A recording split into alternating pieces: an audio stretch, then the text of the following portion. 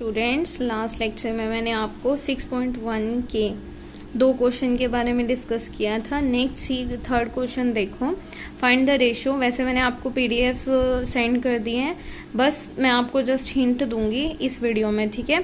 Third question देखो, find the ratio in which the sphere divides the line joining the point this and this. आपको क्या निकालना है इसमें, वो रेशियो निकालना है जिसमें आपका ये स्फीयर क्या करता है, इस वाली लाइन जो कि ये 2 पॉइंट को ज्वाइन कर रही है उसको क्या करे, डिवाइड करे। तो आप मान लो कि ये जो लाइन है एक पॉइंट ए मानो, दूसरा पॉइंट बी है ना। देखो सॉल्यूशन ही देख लेते हैं, एक पॉइंट ए एक पॉइंट बी, ये हमने या नहीं भी मानना तो आप मत मानो। जो स्फीयर डिवाइड कर रहा है इनको वो पॉइंट मान लेते हैं पी। मान लिया पी पॉइंट ने इस लाइन को किस में डिवाइड किया, k:1 रेशियो में। तो आपको पता है रेशियो फॉर्मूले से p के कोऑर्डिनेट कैसे निकालोगे, k into -4 plus 1 into -1 that is -k -4 के -1 अपॉन k+1। तो आप ये रेशियो फॉर्मूले से p के कोऑर्डिनेट निकाल लेना। आपको तो ये रेशियो निकालना था जिसमें आपका स्फीयर इन दोनों पॉइंट को ज्वाइन करने वाली लाइन को डिवाइड कर रहा है, तो हमें k की वैल्यू निकालनी है। अब देखो ये p पॉइंट स्फीयर के ऊपर लाई कर रहा है, तो p पॉइंट स्फीयर पे लाई कर रहा है तो स्फीयर की इक्वेशन को भी सेटिस्फाई करेगा। स्फीयर की इक्वेशन में पुट कर देना, वहां से k की वैल्यू आपके पास आएगी +-2, k की वैल्यू +-1/2 सॉरी। तो आपका रेशियो क्या हो गया, k:1, k मतलब एक प्लस वैल्यू लेके दूसरी माइनस वैल्यू लेके 2 रेशियो आ जाएंगे आपके। फोर्थ क्वेश्चन में देखो, फोर्थ क्वेश्चन में आपको क्या दे रखे है, a is a point. Fourth question की statement, a is 0.134, b is 0.1 - 2 - 1। अब point p moves so that 3pa is equal to 2 time pb। यहाँ pa का मतलब है distance between point p and a, और pb का मतलब distance between point p and b। Prove that locus of p is sphere.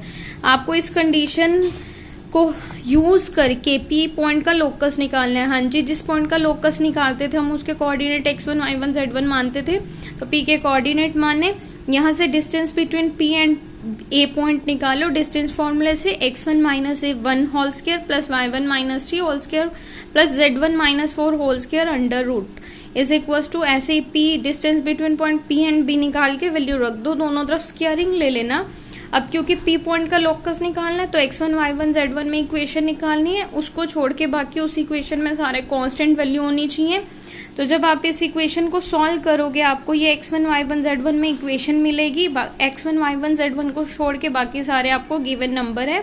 तो p point का locus कैसे आएगा, x1 y1 z1 को किस में रिप्लेस कर दोगे, x y z से। नेक्स्ट वो कहते हैं also find the ratio in which this sphere divide line joining these 2 points. तो ये पीछे जैसा क्वेश्चन है, क्वेश्चन नंबर 3 जैसा, सॉल्यूशन से देख लेना, आपको इजीली आप कर पाओगे। आपको नेक्स्ट 5th क्वेश्चन में देखो क्या बोलते हैं। 5th क्वेश्चन की स्टेटमेंट है, a plane pass through a fix point ABC, show that the locus of foot of perpendicular to it from the origin is sphere. हाँ जी, एक प्लेन किससे पास कर रहे हैं, एक फिक्स पॉइंट ABC से। तो ये पॉइंट हमें गिवन है, इसकी वैल्यू आपको दी जाएगी। हमें लोकस किसका निकालना है, foot of perpendicular from origin to it, ठीक है। ओरिजिन से हम इस प्लेन के ऊपर परपेंडिकुलर डालें, ये डाला तो जो ये फुट है इसका लोकस निकालना है। तो आपको M पॉइंट का लोकस निकालना है, जिसका लोकस निकालना है उसको सपोज करते थे आप x1 y1 z1। तो M पॉइंट के कोऑर्डिनेट सपोज किए x1 y1 z1। x1 y1 z1 में एक इक्वेशन चाहिए जहां x1 y1 को छोड़ के z1 को छोड़ के बाकी सारा गिवन हो। अब क्या करोगे आप, यहां से देखो OM लाइन क्या है, प्लेन पे परपेंडिकुलर है। अब MP ये लाइन प्लेन के अंदर है, क्योंकि OM पूरे प्लेन पे परपेंडिकुलर है तो प्लेन की हर लाइन पे OM क्या होगा, perpendicular. Therefore OM will be perpendicular on MP also. तो यही यूज करना है आपने, ये 2 लाइन आपस में परपेंडिकुलर। अब 2 लाइन आपस में परपेंडिकुलर होती है तो उनके DRs को क्या करते हैं, मल्टीप्लाई करके एडिशन करके इज इक्वल टू 0 है ना। ये दोनों के DRs निकालो, OM का DRs क्या बनेगा, x1 - 0 y1 - 0 z1 - 0। MP का DR x1 - a y1 - b z1 - c। तो इनके DRs का प्रोडक्ट कॉरस्पॉन्डिंग वैल्यूज का plus sum is equals to plus is equals to 0। आपको पता है ये दो लाइन आपस में परपेंडिकुलर है, O M perpendicular to M P, तो इन दोनों का डॉट क्या हो जाएगा 0। O M vector dot M P vector dot is equals to 0। That's why इनके डी आर्स का कॉरस्पॉन्डिंग डी आर्स की वैल्यूज का मल्टीप्लीकेशन एंड सम किसके इक्वल आएगा 0। ये आपको कंसेप्ट अच्छे से आता है। अब यहाँ हमें देखो x1 y1 z1 में इक्वेशन मिली जहां ए बी सी आ रहा है। अब ए बी सी तो ये गिवन था क्योंकि आपको फर्स्ट ही बोला था plane pass through the fix point ABC, तो आपको इनकी वैल्यू दी जाएंगी।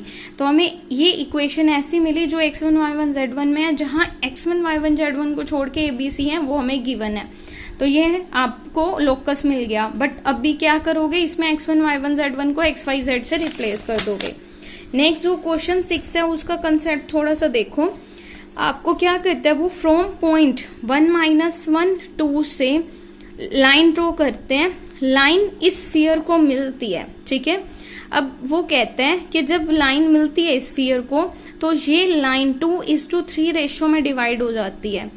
वो डिवाइड कर कौन करता है, कोई अनदर स्फीयर करता है, ठीक है। उस अनदर स्फीयर की इक्वेशन निकालनी है आपने। तो फर्स्टली आप क्या यहाँ पे सपोज करोगे कि ए पॉइंट से जो लाइन ड्रॉ करी इस स्फीयर को किस पॉइंट पे मीट कर गई, बी पे। बी के कोऑर्डिनेट अल्फा बीटा गामा मान लिए। अब ये लाइन ए बी जो 2:3 रेशियो में डिवाइड हुई है वो किसी अनदर स्फीयर से डिवाइड हुई है। ये कोई और स्फीयर आ गया जिसने ए बी को 2:3 रेशियो में डिवाइड किया। तो जो ये पी पॉइंट है इसका लोकस निकालना है आपने, क्योंकि उसने आपको बोला है कि जो ये डिवाइडर पॉइंट है उसका लोकस बताओ। तो ये पी पॉइंट आपने सपोज किया, क्योंकि इसका लोकस बताना है तो इसका coordinate x1 y1 z1 suppose करो, सपोज कर लिया। अब क्या करोगे, यहां से x1 y1 z1 में इक्वेशन फाइंड आउट करोगे। अब आपको पता है यहाँ से रेशियो फॉर्मूले से x1 की वैल्यू 2 × अल्फा + 3/5 आएगी, ऐसे ही y1 ऐसे ही z1। बट आपको ये वाले इक्वेशन यहाँ पे इस स्फीयर की इक्वेशन दे रखी है और अल्फा बीटा गामा इसके ऊपर लाई कर रहा है, तो हम अल्फा बीटा गामा की वैल्यू निकाल लेते हैं। यहाँ से आपने अल्फा की वैल्यू निकालनी है, यहाँ से बीटा की, यहाँ से गामा की। इन अल्फा बीटा गामा की वैल्यू स्फीयर में पुट कर देना, तो आपको इस इक्वेशन मिलेगी किसमें, x1 y1 z1 में। देखो ये आपको कंप्लीट करना है। अल्फा बीटा गामा की वैल्यू किस में पुट करनी है आपको, इस वाले स्फीयर में, क्योंकि ये पॉइंट क्या कर रहा था, अल्फा बीटा गामा इसके ऊपर लाई कर रहा था। तो आप इसमें अल्फा बीटा गामा की वैल्यू पुट करना, तो आपकी इक्वेशन आएगी x1 y1 z1 में, और वो क्या आएगी, इक्वेशन ऑफ रिक्वायर्ड स्फीयर। फिर x1 y1 z1 को किससे रिप्लेस कर देना, x y z से। तो ये इस क्वेश्चन को आप कंप्लीट करना। ऐसे ही 8th क्वेश्चन है, आपको मैंने इसका हिंट दे दिया था लास्ट वीडियो में कि जो आपको गिवन पॉइंट है वो अपनी तरफ से फॉर इजी सॉल्विंग सपोज करने हैं a00 एंड b के कोऑर्डिनेट -a00, ठीक है। और 6th और 7th क्वेश्चन, 6th मैंने आपको करा दिया है, 7th क्वेश्चन का इसने बुक में हिंट दे रखे है, तो आप देख लेना, कुछ भी नहीं है। लोकस ऑफ पॉइंट निकालना है such that sum of the square of it distance from the plane.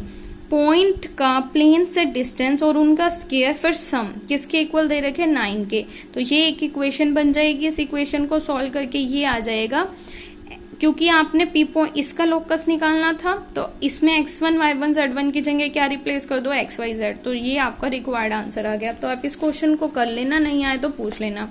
Next आपकी 6.2 एक्सरसाइज है, जिसमें आपको इक्वेशन ऑफ स्फीयर निकालनी है और स्फीयर 4 गिवन पॉइंट से पास करेगा।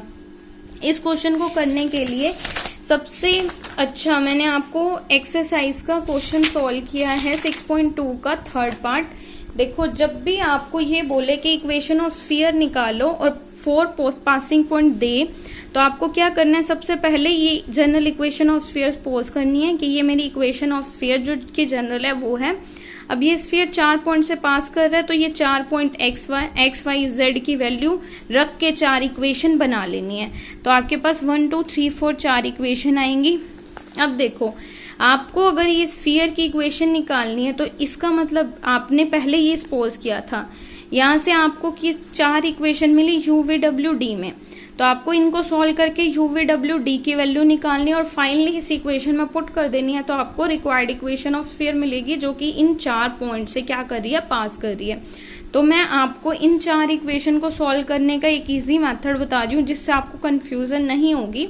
सबसे पहले आपको क्या करना है, फर्स्ट इक्वेशन को फिक्स कर देना है, सेकंड -1, थर्ड -1, फोर्थ -1 करना है, या 1 - सेकंड, 1 - थर्ड, 1 - फोर्थ करना है, जो भी आपको कन्वीनियंट लगे करना। ये करने से आपको कंफ्यूजन बिल्कुल भी नहीं होगी जब आपकी 4 इक्वेशन इस टाइप से आ रही हूँ जो थोड़ी कॉम्प्लिकेटेड लग रही हैं, ठीक है।